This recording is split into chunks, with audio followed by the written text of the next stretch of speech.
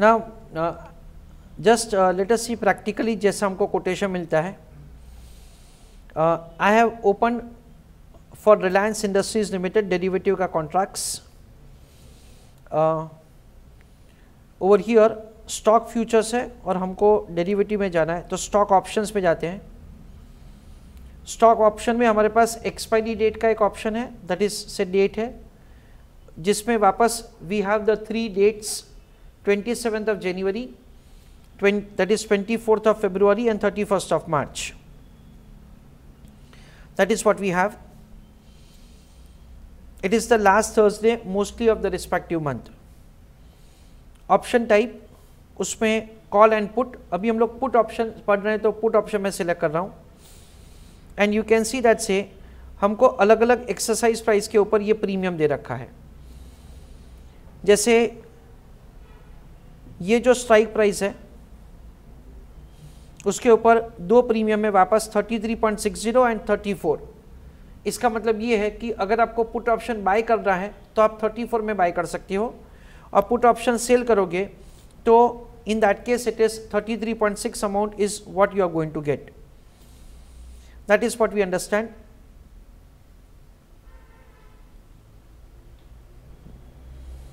और यहां पे हमको थोड़ा डिटेल में पूरा आइडिया मिल जाता है.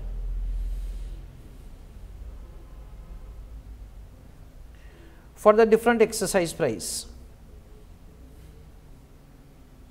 देखो अभी उसका वैल्यू है 2440, तो 2440 के नज़दीक वाला देखते हैं तो उसमें हमको ज़्यादा कोटेशंस मिलेंगे.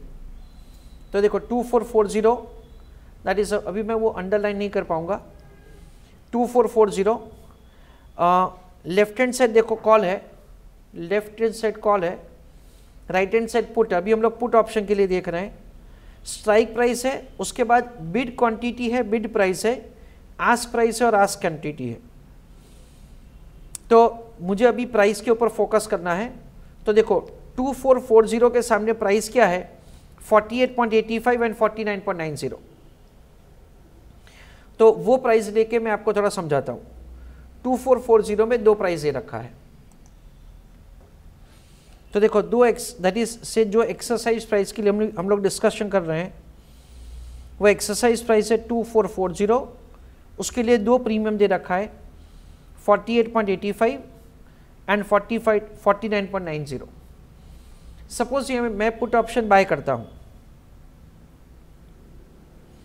आई परचेज पुट ऑप्शन, डेट था 27th of January, that is the last Thursday of the month. Now क्या होगा, listen carefully.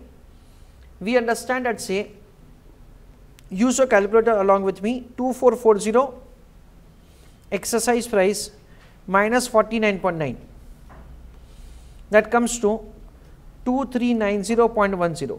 ये क्या हो गया, ब्रेक इवन प्राइस हो गया. वी अंडरस्टैंड दैट से अगर 27th of January उस दिन ये सिक्योरिटी का स्पॉट प्राइस 2390.10 से कम होगा तो मेरे को फायदा होगा.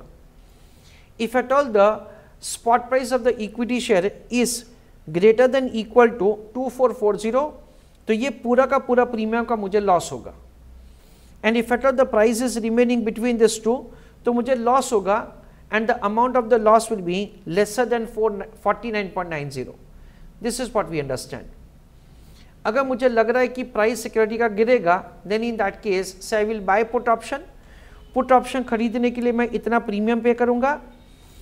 प्राइस अगर इसके नीचे जाता है, then in that case I will be able to make a gain, otherwise से I will be having a loss. Price ये या इसके ऊपर रहा तो पूरा का पूरा प्रीमियम का लॉस होगा. इसका लॉट साइज है 250 शेयर्स, सो 49.9 इंटू 250, यानी एक लॉट खरीदने का 12,475 का प्रीमियम मुझे पे करना पड़ेगा. This is the way we will have the profit और loss on purchase of put option.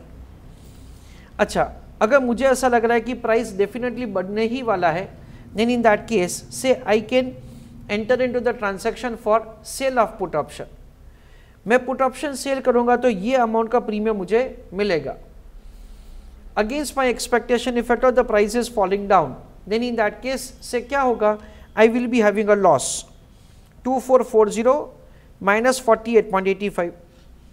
तो अगर मैंने पुट ऑप्शन बेचा तो 2391.15, इसके नीचे जाएगा price, then in that case I will be incurring a loss. इसके नीचे अगर प्राइस जाएगा तो मेरे को लॉस होगा। That is what we understand. We understand that से if at all the price is remaining greater than this, then in that case मेरे को प्रॉफिट होगा, और अगर प्राइस इससे भी ज्यादा रहा तो डेफिनेटली पूरा का पूरा प्रीमियम जो है वो मेरा फायदा हो जाएगा। Now there is an important point which I want to explain you once again.